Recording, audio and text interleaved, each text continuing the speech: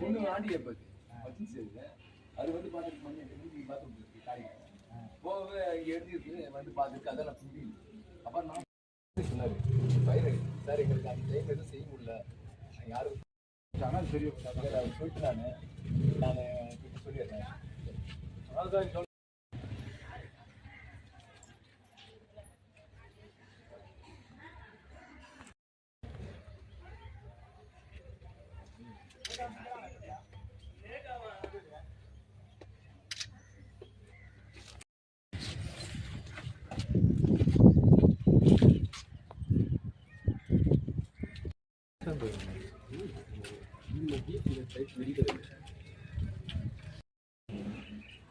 மனுஷனே கிடையாது.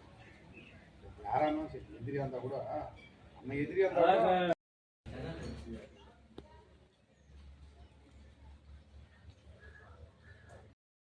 இருக்கு காட்டு இருக்கு. அதை பார்த்து தான் நம்ம காப்பி அதில் இருக்கு.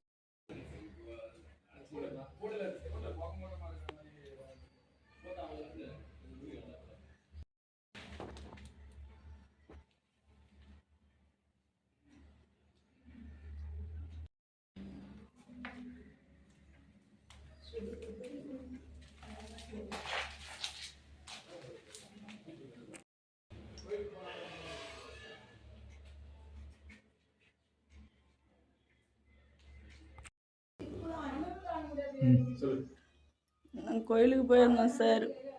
வருஷம் வருஷம் மலையனூருக்கு போவோம். குலதெய்வம் அங்கே தான் வருஷம் வருஷம் தீ மிதிக்கிறதுக்காக போவோம்.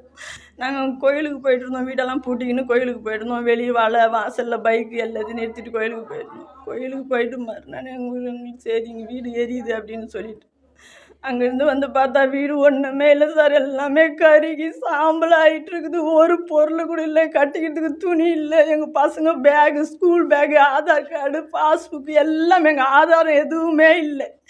எல்லாமே சாம்பல் மட்டும்தான் இருக்குது சார். எதுவுமே கிடையாது. நாங்கள் அப்படியே 3 நாளாக வெளியவே நின்று இருக்கோம். வீடு இல்லை, வாசல் இல்லை, சாப்பிட்றதுக்கு ஒன்றும் எதுவும் இல்லாத அப்படியே வெளியவே நிற்கிறோம் சார். இது வரலாமே எங்களுக்கு ஏதாவது பார்த்து எங்களுக்கு ஒத்தாசி பண்ணுங்க சார். எதுவுமே கிடையாது. எல்லாமே அழிஞ்சு போச்சு. சாம்பல் மட்டும்தான் இருக்குது சார்.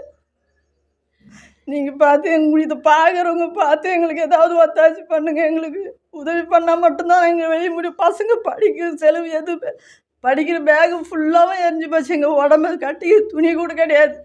எதுவுமே அப்படியே நிற்கிறோம். நாங்கள் 3 நாளாக நாங்கள் வெளியே நின்றுக்கிறோம். 2 நாளாக வெளியே நின்றுக்கிறோம். எங்களுக்கு பார்த்து ஏதாவது உதவி செய்யுங்க. அரசாங்கம் பார்த்தாலும் வசதியான பார்த்தாலும் எங்களுக்கு ஏதாவது உதவி பண்ணுங்க. உங்களால் முடிஞ்சு உதவி பண்ணுங்க. உங்களுக்கு சின்னதாக உதவி பண்ணி எங்களுக்கு பெருசாக தெரியும் சார். அண்ணாமலைச்சேரி சார். நான் அண்ணாமலைச்சேரி. நாங்கள் அண்ணாமலைச்சேரியில் வசிக்கிறோம். ரொம்ப நாளாக வசிக்கிறோம். இப்போ நாங்கள் எல்லாமே கோயிலுக்கு போயிட்டோம். கோயிலுக்கு போயிட்டு நாங்கள் வரும்போது வீடு ஃபுல்லாக ப்ளஸர் ஆகிடுச்சு. கொளுத்தி விட்டாங்க. அப்படியே எரிஞ்சு போச்சு வீடு.